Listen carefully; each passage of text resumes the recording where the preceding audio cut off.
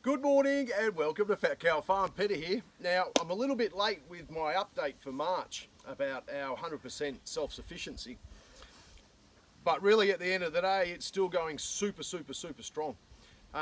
What we are finding is the percentages are still around about that same sort of mark. So we're finding that solid 70 is really where we sort of sit, which is absolutely fantastic. And so as moving forward, it's now becoming a routine, which I think that was really what we were waiting for, is that routine actually kicking in.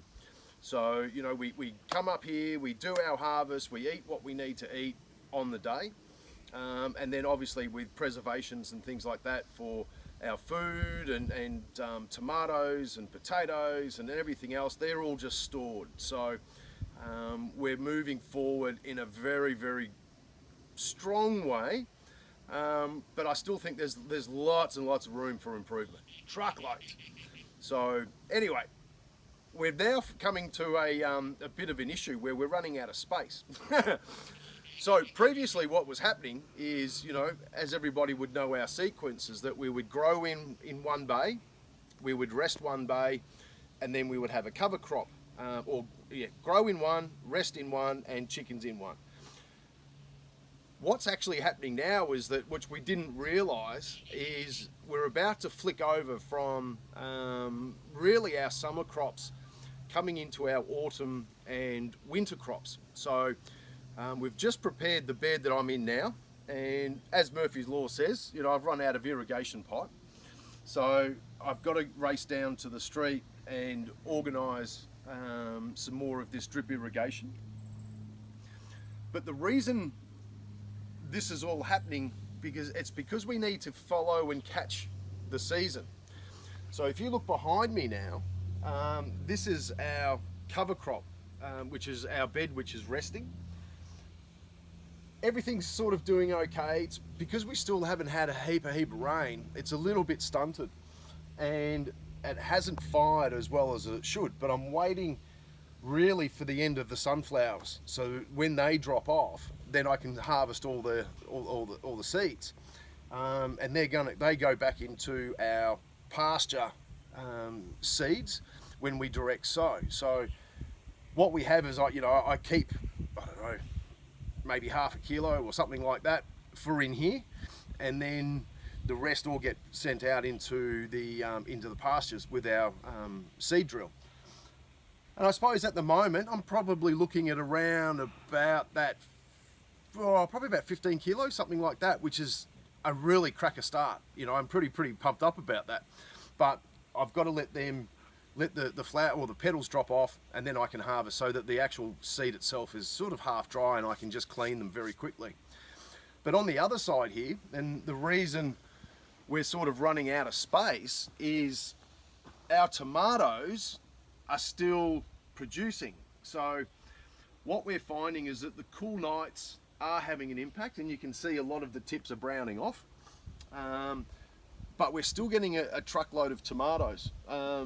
So I still have to go through here today and basically just do another quick harvest. And what you see here out of the red ones, I'll probably get about, I'll probably get another 6 to 10 cans, jars, on the preserver with the Ficola. So, and that'll set us right up.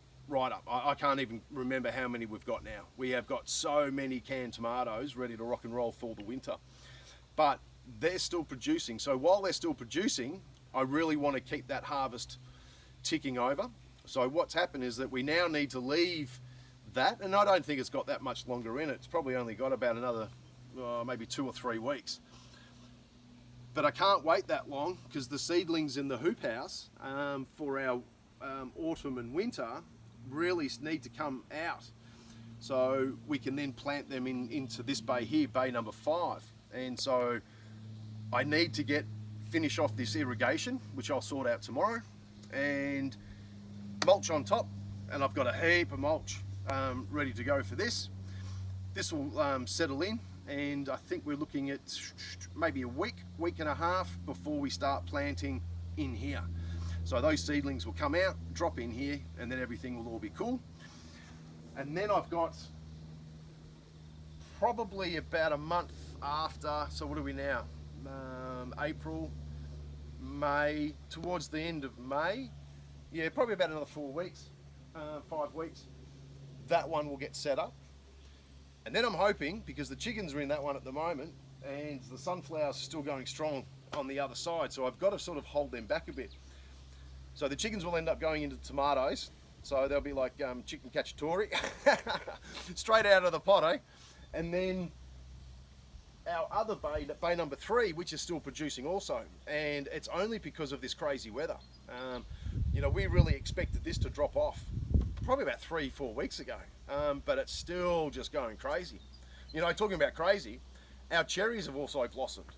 You know, so here we are in, what are we, April, and we've got flowers on our cherry trees. Like, it's just going to stuff everything up. It is just going to be absolute chaos.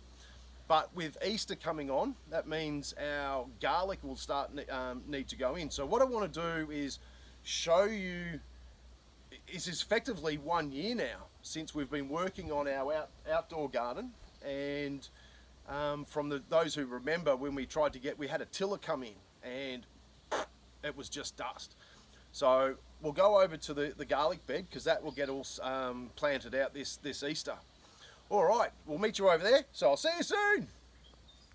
All right, so here we are in our garlic bed. And so, as a lot of you would remember, is that what we've been doing is over basically the whole year. We're putting the broad fork through it, mulch. Another 3 months later, broad fork, mulch.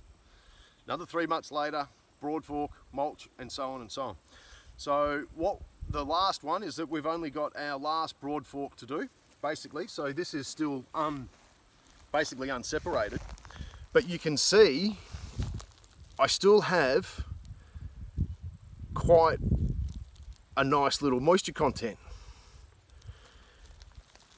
And, you know, it's holding together really, really well.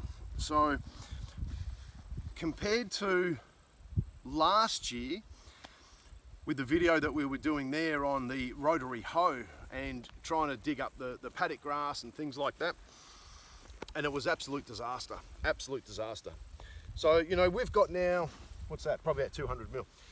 We have now got 200 mil, excuse me, of really moist soil.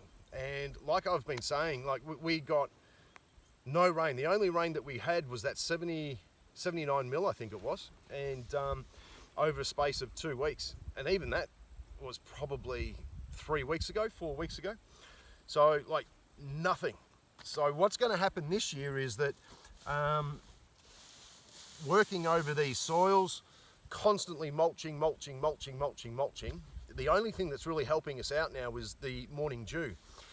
Our dew point's close to about 12 to 13 degrees, you know, and we're sneaking into those 8s, 9s, somewhere in there. And so, you know, in the mornings I've got wet boots, and but that's the only thing that's really helping us out. So what's going to happen is that over Easter, this will all get broad forked, and we'll set up all our garlic bays. Now they're going to run basically on contour, running down the slope here. So if we do get any rain, it's the garlic beds are actually going to hold it up. And I'm also going to make have this irrigated. And so what we'll do is that from our rainwater tank up here that looks after the whole veggie garden area, we'll put it on timer, and we'll let it sort of, we're going to split it up a bit. So we're probably going to be in the initial stages around about every second day for, you know, 10 to 15 minutes, something like that. I think that will be ample, and we'll just manage that to suit. But we'll have our irrigation line coming down the side here, and then our drip irrigation coming across to match up with the raised beds. So that's Easter, and then we'll work out actually how many we've got to plant. I think there's a shitload, a real lot, excuse me. But yeah, I think there's close to about maybe 2.5, maybe 3,000, something like that we've got to put in. And that's getting close to our goal now. And so we've got certainly ample for our year coming up through winter. But this is something that we want to, as a bit of a crop to move on. This is what we're working towards.